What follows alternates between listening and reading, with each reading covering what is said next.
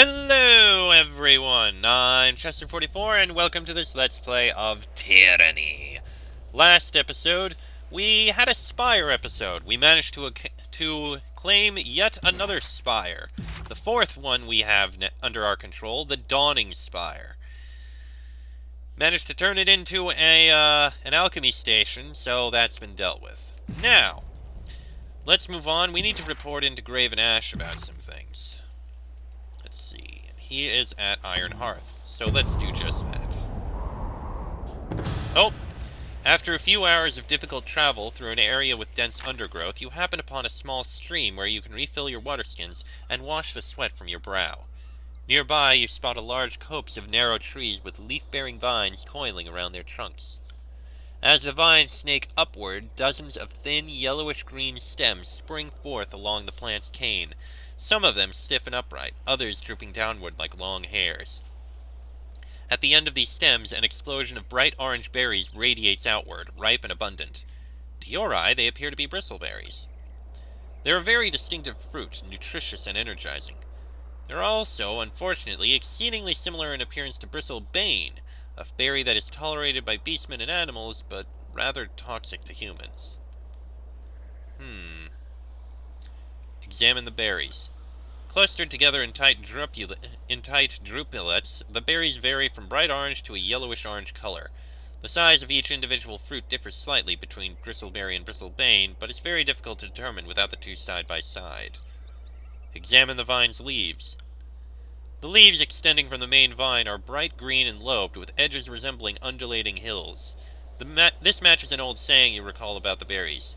Leaves like hills, safe from chills. Leaves like rain, unending pain. The berries appear to be safe. Rub the berry pits against your skin. Better to test with your skin rather than with your stomach. You break off a cluster and mash the berries between your fingers, revealing the tiny pits inside. Working in slow circles, you rub them against your arm for a few seconds. Your skin remains free of any stinging rash, which you take as a good sign. Eat the berries. You adopt a cautious approach, filling your pouches with berries while eating only a single cluster. The fruit is sweet and tart, surprisingly juicy for its size, and the thought of immediately eating another handful is tantalizing, but you restrain yourself. With the stream as your guide, you follow the dense forest, and eventually reach the main road with little difficulty. The rush of sugar and euphoria puts a spring in your step. Certain you spotted your edible berry from the toxic, you tear into your pouches and devour the berries, invigorated by every bite. Satisfied, you bound down the road, revitalized for the journey to come. We have refreshed and invigorated for me. Lower recovery time. Oh, that is beautiful! I love it!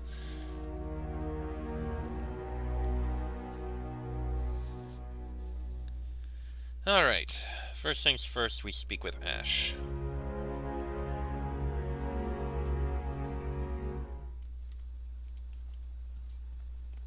Let's see what we have to learn here. Couldn't even be seen with this piece of junk. The disfavored soldier mutters to himself and stares down the truncated length of a broken sword. Rusted piece of garbage wasn't even worth the trouble of carrying into battle. Better off in the hands of a farmer tilling his field. He looks up and meets your gaze, his posture straightening. You're Tunon's Fatebinder, are you not? It's timely that you happened by. I have a dispute with the Forgebound of Lethian's Crossing. Why don't you tell me about the problem? At the start of the conquest, I requisitioned an iron sword from the Forgebound. Since they settled in Lethian's Crossing, I figured it wouldn't take the span of the entire Kairos-be-damned war to get the blade assembled and ready for battle. They proved me wrong. The smiths only just filled my order, and they did a rushed job of it. The blade arrived in camp last week. I could tell at once that it was rubbish. It barely held an edge and wobbled in its scabbard. Felt wrong through and through. Go on. I was willing to give the glorified length of scrap a fighting chance, so I carried it into battle. After 2 parries, the blade snapped. I had to tackle the enemy and pound his head in with my fists. He squeezed his fists together, his gauntlets creaking with tension. I shared some terse words with my commander, but nothing could be done about the situation.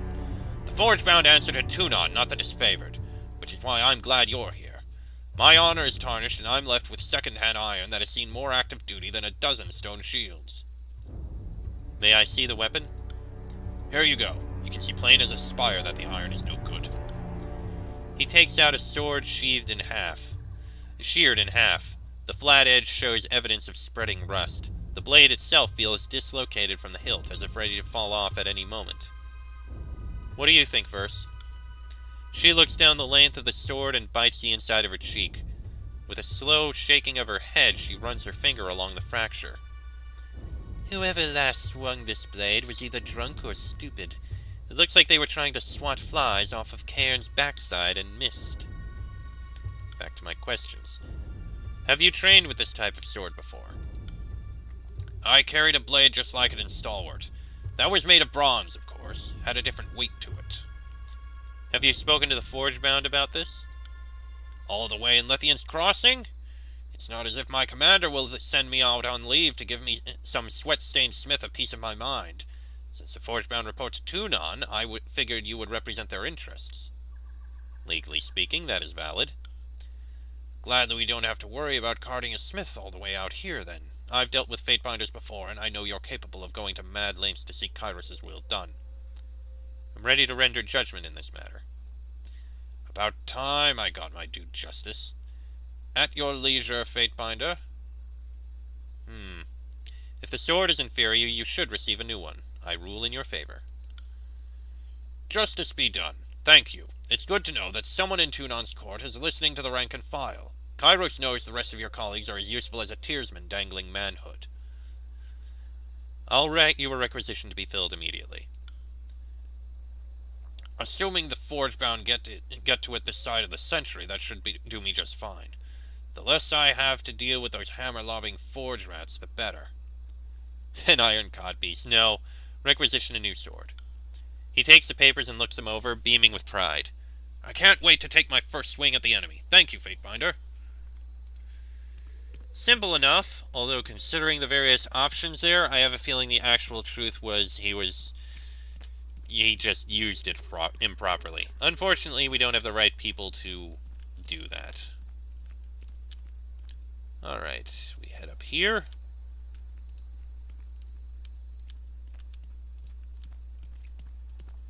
And Graven Ashe. My northerners sing of your accomplishments and thank their good fortune that the court is backing our work in the tiers. Ashe nods with approval. What is it you require? I've made contact with Cadus and Radix. A quarrelsome pair, but I do like to see family moving against the enemy together. Their bonds are more reliable than any number of like-minded countrymen. What do you have to report? Radix and Cadus have a plan to use Cairn's essence to blight the region, but they want your go-ahead. Radix wants my go-ahead. I was worried he was the sort to abuse the significant position I gave him, so it's pleasing to see him show due deference. The general taps his chin, examining you slowly. And what would you say? If this were your decision, would you approve?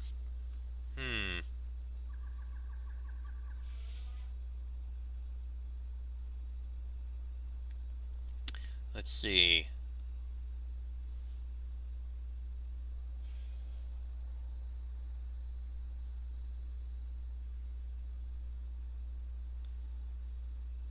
Yes, slaying Cairn is following Kairos' commandment, and if the Earthshakers are right, their plans will render the land barren, starving the chorus. I concur. The Edict of Stone makes Kairos' opinion on this matter crystal clear. The Overlord wants Cairn dead, so it's our duty to help slay him. You were wise to bring this to my attention. The Archons fall under Kairos' jurisdiction, and that includes what remains they leave behind. We are fortunate that Kairos wished the Archon of Stone destroyed. I believe this offers us the freedom to dispense with his corpse however we see fit. Tell my forces they have approval to carry out their plan. I would see the voices of Narat and his howling mob starve to the point of cannibalism if that would deplete their numbers. Very well, then. And now we have our new quest. Return to Radix. Oh boy, this is not going to be fun for the locals there. I don't really approve of it, but it will end this whole thing. End the edict, I mean, which is probably something that should happen. Before we do, though, Let's go to Bastard's Wound and see what happens here. Long, long walk. Because I want to see what we can get from Siren with this.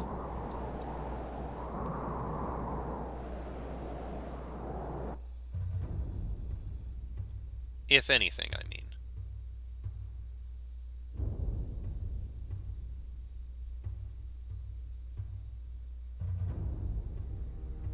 Sure, it's a long walk, but it is something, at least.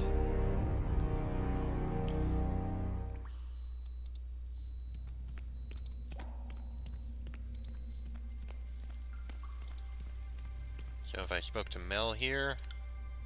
No. What if we speak to you here? Fatebinder, it is good to see. What do you need? Seems like I can't really do anything here with that.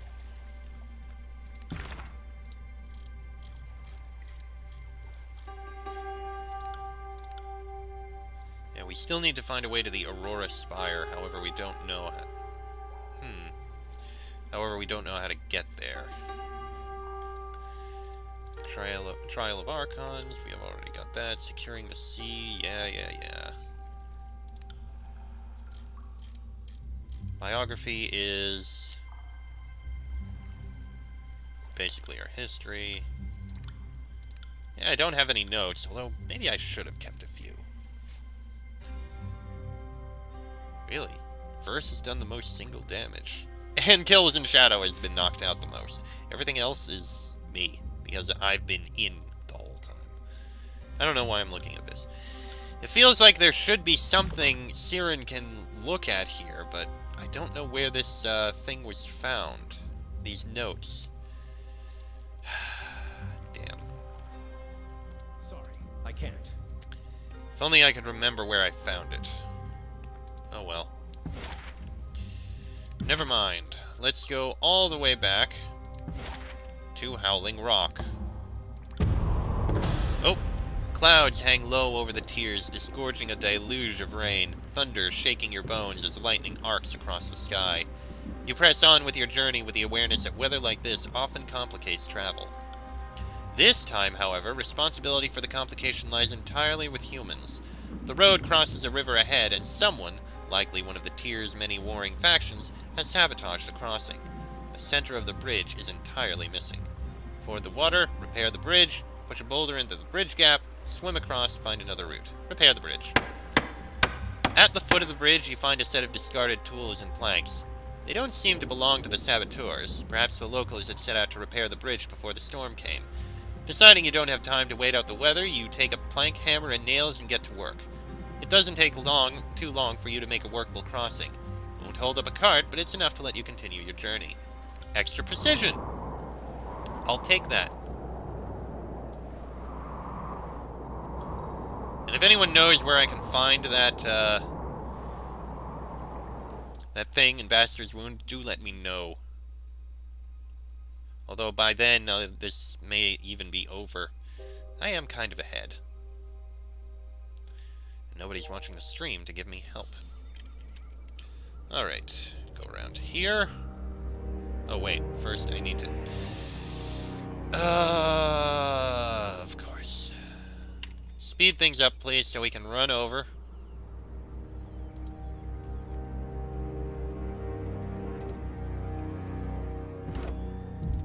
Yes, climb down the cliff. Now we have to get all the way in here.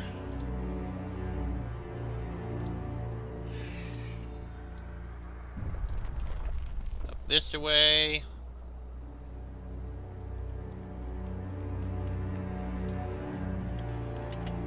Alright. Now we can speak here.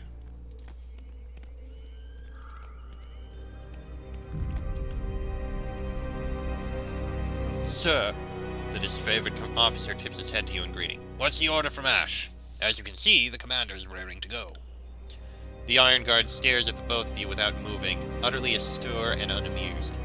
Baby brother does not understand the notion of patience. A mountain cannot be moved by force, though try as he might. But yes, I too would know of our plans. Ashe has issued the order to extract Cairn's energy and use it to permanently destroy the land. We're to commence immediately.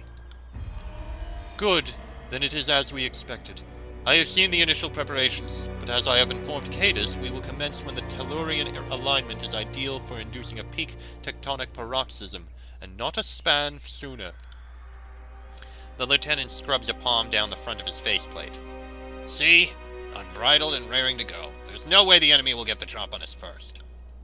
However, Radix continues, ignoring his brother's exacerbated interjection, there is an imperative matter remaining that we must attend to before the ritual can begin. I deployed a drove of Earthshakers to excavate required Azurelith nodes from the neighboring region of Gulfglow. Problem is, they haven't hightailed it back yet, or dispatched a missive. If they were excavating Azurelith, then it's likely they ran into problems with the Beastmen. Our predator's not predictable in hunting prey.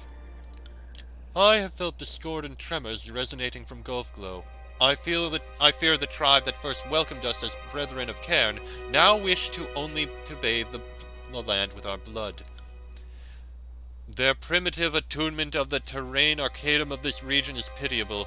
They should be begging us to teach them of our ways, yet instead they seek to lay claim to our Archon and scrabble to prevent us from utilizing the abundant Azurelith of this realm. He stomps on the ground hard enough that a crevice splits between him and Cadus, causing the lieutenant to cautiously ease back. One day I will crush the savages beneath the very stones they worship. You can count on me to help. The brothers share a look and Radix once more falls stoic. Without the Azurelith to amplify Cairn's remaining energy, transmuting it into a miasmic substance would be pointless. The area of effect would be unavailingly minimal. You have my word that I will do my best to aid the Earthshakers and retrieve the Azurelith loads. Sir! The lieutenant salutes you with the resounding clang of his fist against his chest. Don't be long, and don't die on us.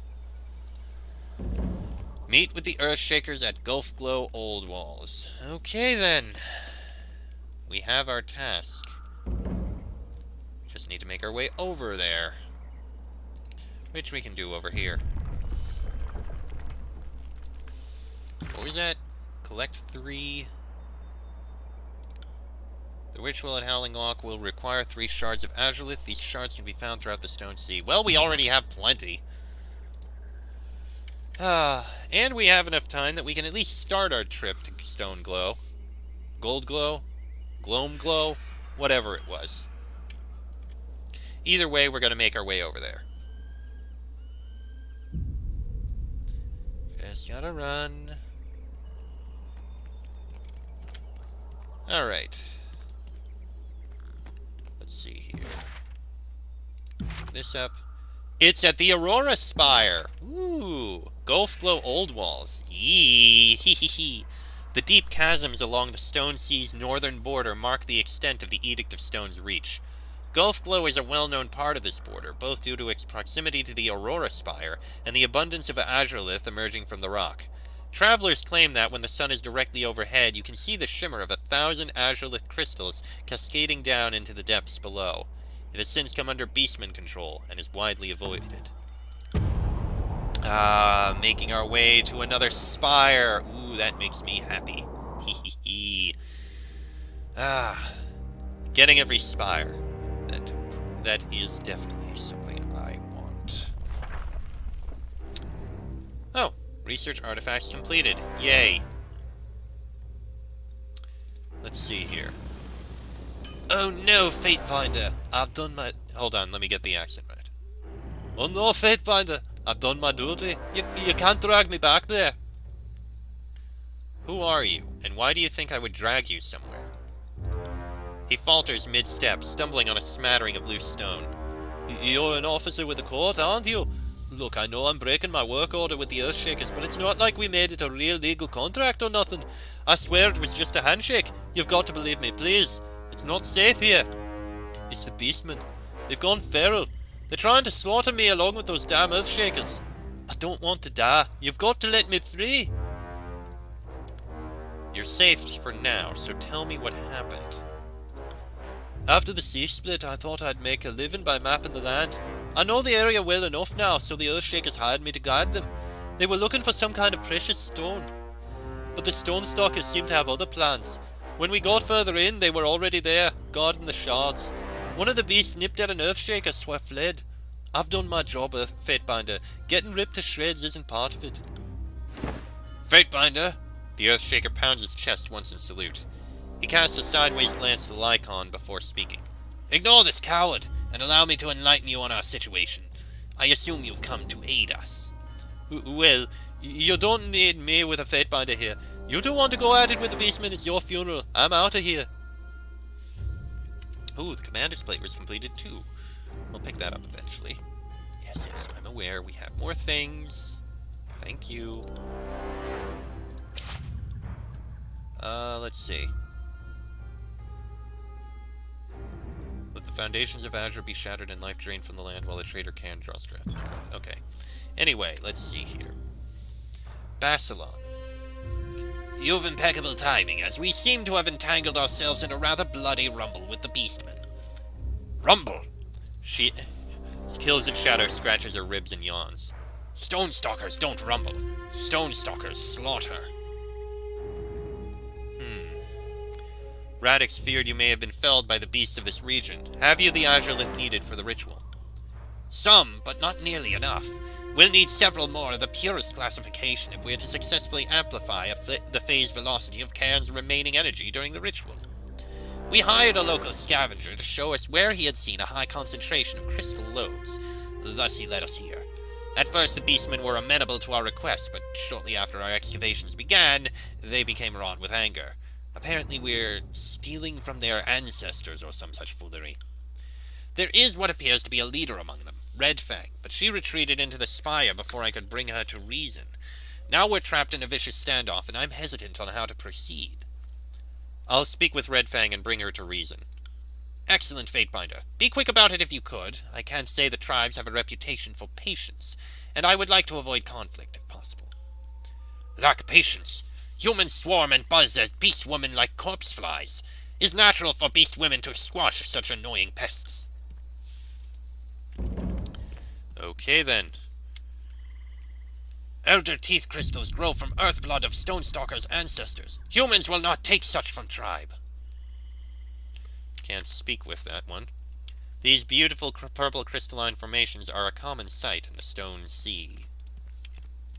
Alright. Well, we can take a look down here. And... Oh! I did not see that trap coming. See what Beast Woman sees. Why didn't you just use the... Why did you run onto it like that? Climb down this cliff for a second. Listen to me, you filthy mutt. These crystals are crucial to our efforts. We will have them, one way or another. Touch Elder Teeth and Beastman will tear out Earthshaker's throat. Far below lies the Stone Sea. Gulf Glow Old Walls is a fraction of its previous landmass. Only spires of terrain remain after the great earthquakes.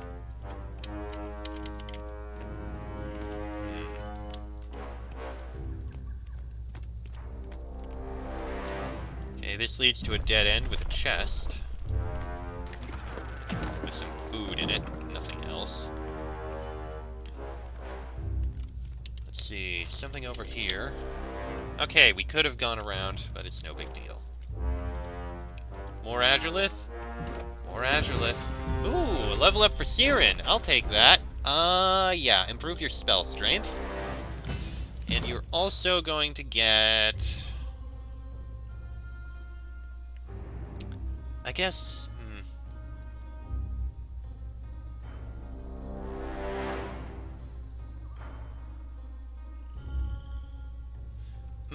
Aria of Memories might be useful. I guess we'll have Guise of Innocence. Could be useful.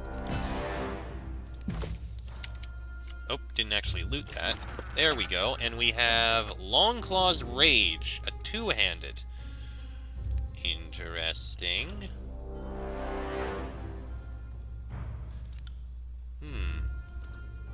Explosive. Interesting. Anyway, continue. continuing on. Another trap. Look there. This time, You see that? disarm it, please. Thank you. Elder teeth belong to stone stalkers, not humans. Tribe will protect crystals with blood and lives. These crystals aren't a product of your superstitions. They're a naturally occurring phenomenon discovered by an Archon. We've a right to them, Beastman. Can't do that. Okay, moving down this way. And here's Beastman. Wander no closer, human. Flee now or explain presence in stone lands. The Beastman hunkers forward, muscles bunching in readiness to strike. A menacing growl rumbles low from the back of his throat. Even mention tribes, Elder Teeth, and Beastman will pitch human's body to ground below. I mean your tribe no harm, nor have I come for any teeth. I seek only to speak with Red Fang. No. Red Fang does not wish to speak with humans. Leave now, and Beastman will let human live.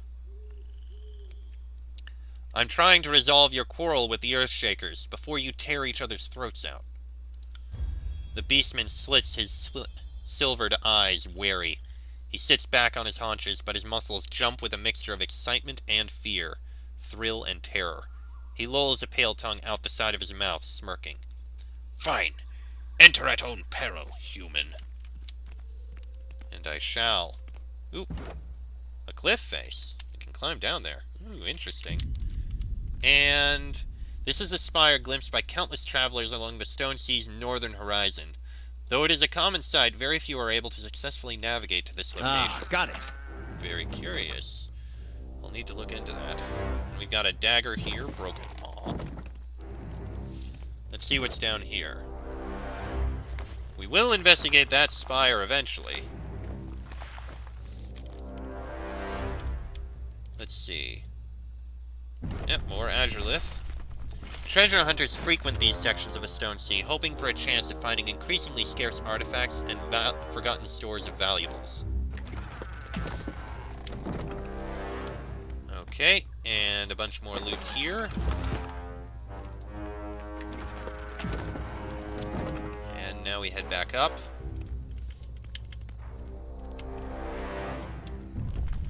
I said back up. Thank you. I have a feeling this is probably going to end in combat, whatever happens.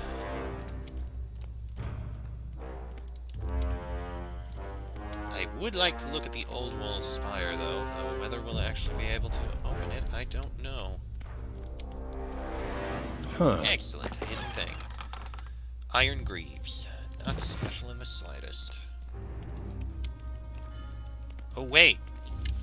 She's actually inside the spire, isn't she? Oh, you know what? We'll go into the spire to investigate in the next episode, because this one has gone on about long enough.